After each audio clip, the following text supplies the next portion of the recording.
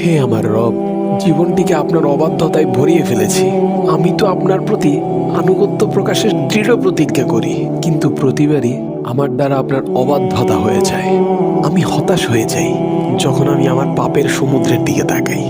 কিন্তু মালিক, আপনি তো হতাশ হতে নিষেধ করেছেন। আপনার দরজা তো বান্দাদের জন্য কখনো বন্ধ হয় না। তাই তো আমি আপনার কাছে বারবার ফিরে আসি, আবার তওবা করি। অতঃপর আমি শয়তানের ধোঁকায় পড়ে আবার আপনার অসন্তুষ্টির কারণ হয়ে দাঁড়াই।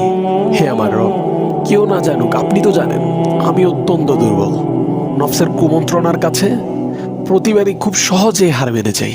আমার চারপাশে গুনাহ করার অসংখ্য সুযোগ। আমি ভয় করি ঈমান হারিয়ে ফেলার, ভয় করি আপনাকে হারিয়ে ফেলার, রাসূল সাল্লাল্লাহু আলাইহি ওয়াসাল্লামকে হারিয়ে ফেলার। হে আমার মালিক, আমি আপনাকে হারাতে চাই না, আমাকে সাহায্য করুন। আপনিই আমার প্রথম এবং শেষ ভরসা, নির্ভরতার প্রথম এবং শেষ জায়গা। আপনি যদি